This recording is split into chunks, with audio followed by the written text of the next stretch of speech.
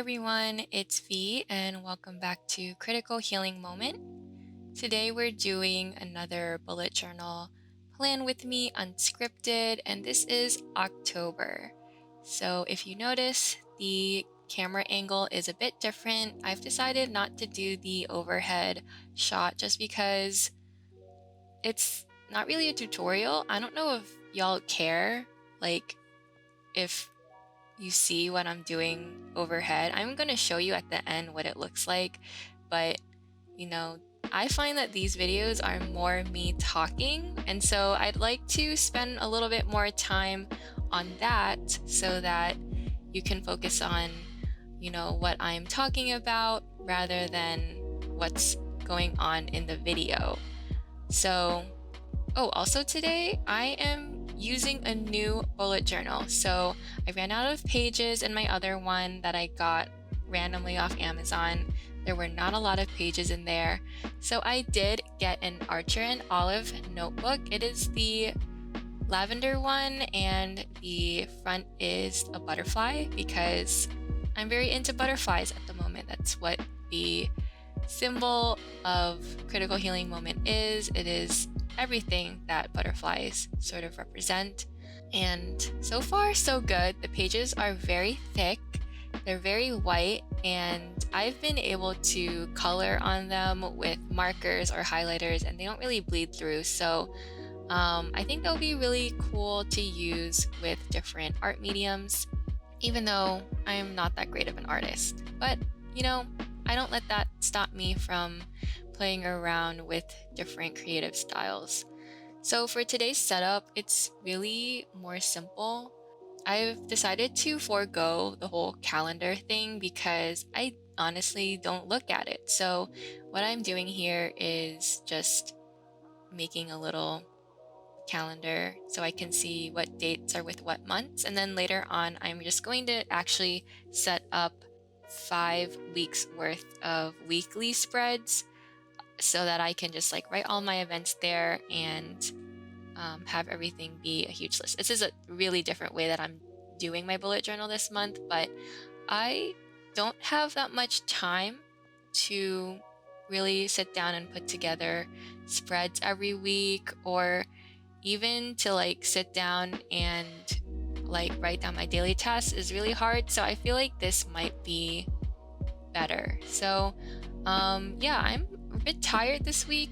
That's why I'm also doing this more chill format for y'all, and just wanted to share that and how I'm doing.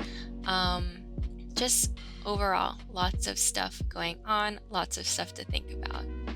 So in today's Unscripted, I want to talk about emotional labor. And this is something that I think about a lot. This is something I have many ideas and thoughts on. And yeah, let's get into it. So first of all, I want to explain what I mean by emotional labor, because one of my pet peeves, or it's more than a pet peeve, it's a criticism, is how people have been using emotional labor lately in the past few years. So emotional labor is a concept that was developed by a certain sociologist. I forget their name right now, but it is a term that is used to describe the labor it takes for someone who works in a job or occupation that requires them to change sort of the behaviors and mannerisms and how they're outwardly portraying their emotions, because that is a part of the job duties and responsibilities. So a very classic example of this is that of a waitress. So a waitress has to change her mood, or how she sort of projects her mood outwardly, in order to create the ambiance of, whatever that establishment is, whether it's super friendly or very welcoming and very attentive. No matter how she is feeling that day, she has to change how she's actually feeling. She has to put on this sort of face in order to, do her job.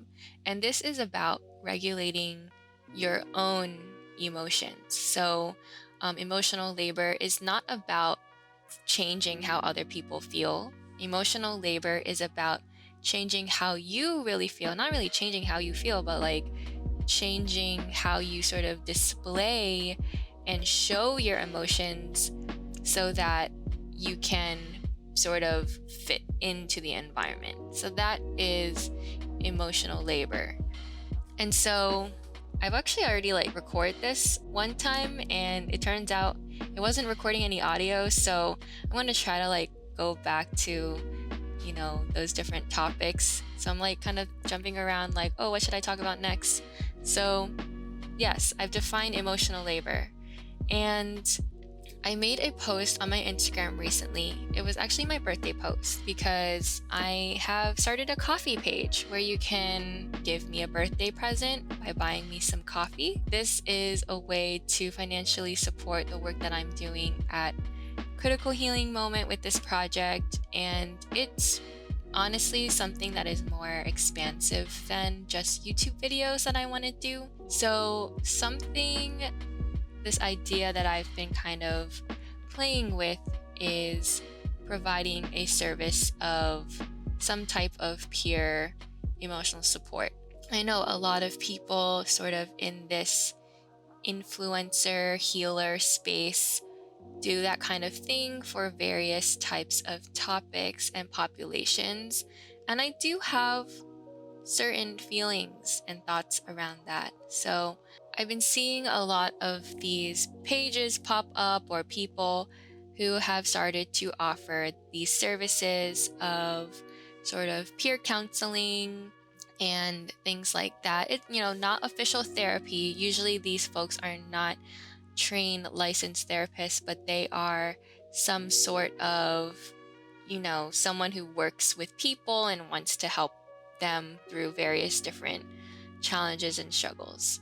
And typically there is some sort of cost associated with it. It's much more affordable than therapy. It might be, $30, $20 for a 30-minute conversation. And I used to want to do that actually, but recently I have been much more critical of this model, and because of the concept of emotional labor, right? So what emotional labor sort of entails is that you actually have to change how you, not change, but you have to control how you are expressing your emotions in the process of performing emotional labor. And I've also been thinking about this alongside thinking about therapy and clinical practice, because I am taking my clinical practice course, and I have been starting to see my clients at my social work field placement. And in our courses, we sort of learn how to show empathy to people and how to develop empathy. And I think that to some extent, especially when you're first beginning, you don't have a genuine feeling. It is in some ways manufactured, because they give you advice on, how to convey that you're listening with your body language, how to use, the right kind of quote unquote supportive sounds, things like mm-hmm, yes, and nodding and displaying that you're listening. And in a way, this seems like sort of a checklist or a script of things that you're supposed to do. And I also am thinking about this, and what does my relationship with my therapist look like? Oh, I didn't silence my phone. Whoops. So I've been thinking about that, and now I'm jumping around topics. But I think that in any sort of relationship, if you're going through a checklist of how you should be reacting to people and things like that, it doesn't seem genuine to me. And I think that it is a transitionary period where when you sort of learn these new skills about how to listen and support people, that you're going to have to be very conscious of this checklist, of this list of behaviors and sort of attitudes that you have to come into that relationship with. But I think that in a very genuine therapeutic relationship, that no longer really becomes an issue. However, I do think that when you start to involve a monetary financial transaction into any type of relationship, that it may create a pressure on the person providing the supporting services to perform emotional labor.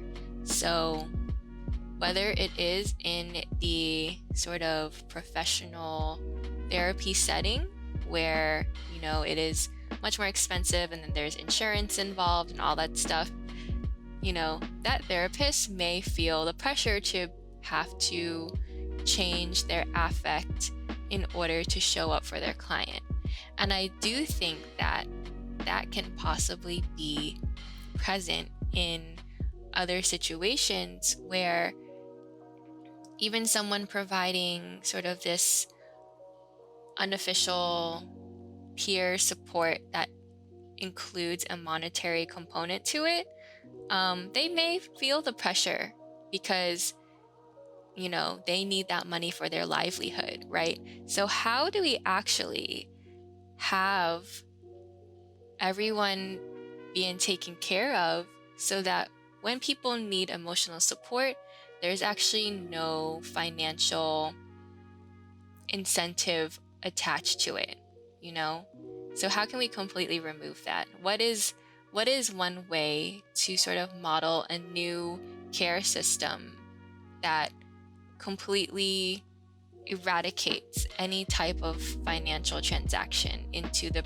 provision of emotional care, right? So this is the idea of actually abolishing emotional labor.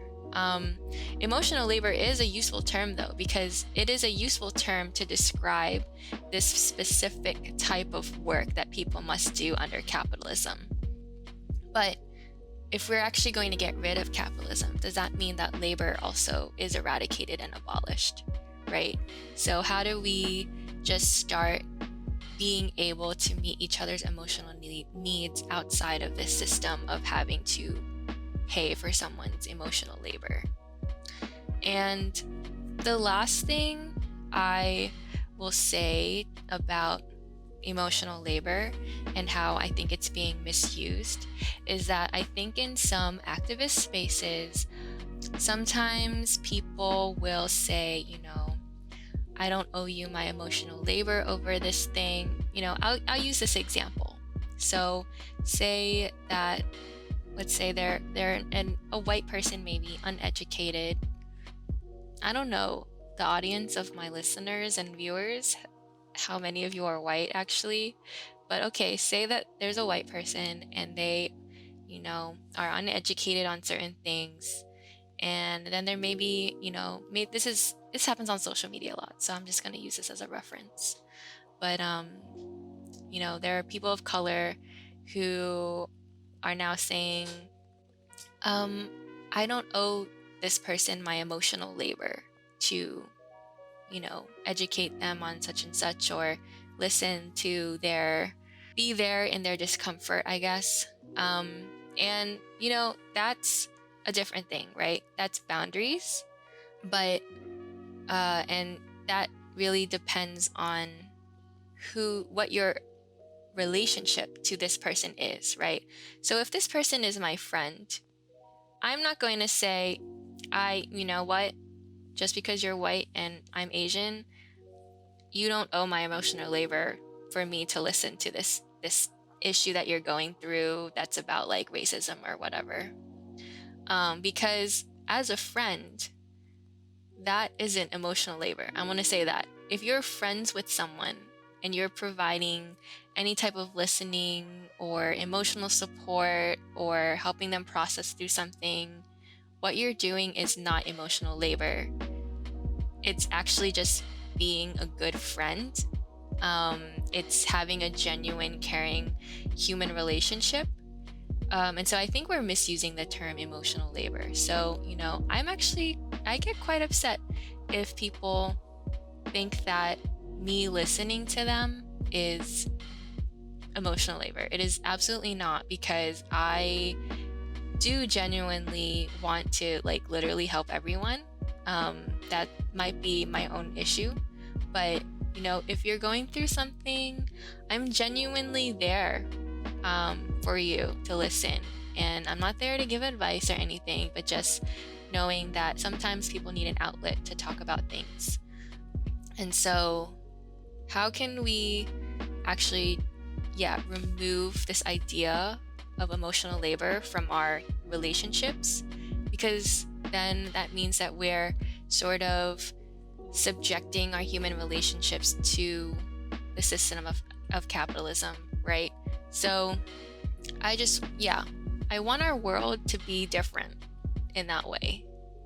I think that's all I have to say about emotional labor for now. So that's that. I definitely said a lot of other things the first time I attempted to record this, but unfortunately they did not get captured on camera. Or in the audio recording. I always, why am I saying camera? I'm literally not writing anything down. I don't have a script at all. I'm just kind of talking free flow. Maybe this makes sense, maybe it doesn't.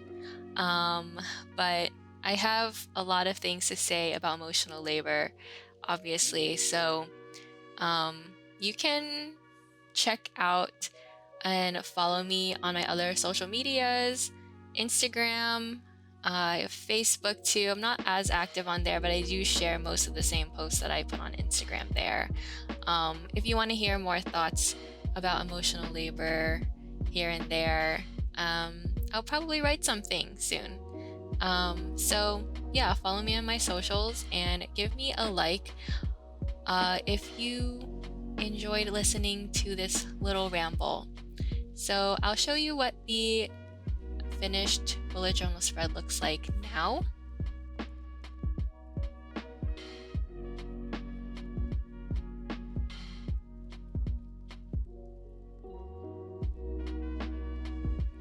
And that's it. So thanks for listening, and I hope you have a wonderful week. Bye.